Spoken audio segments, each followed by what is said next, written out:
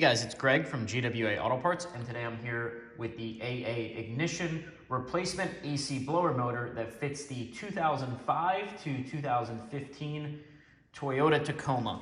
So let's talk about this blower motor. So the blower motor installs by the passenger's feet, and this goes up underneath into the evaporator core.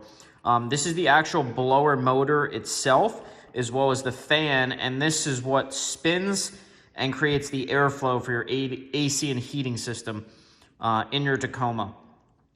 Now this part is a direct replacement for the factory blower motor, and the way this goes in place is you'll see there's 3 holes here.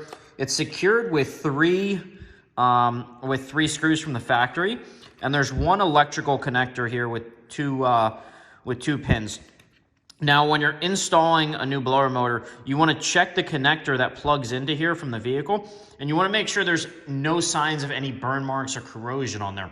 If there is, you're going to want to change that connector before installing a new blower motor. Otherwise, you can run into some issues.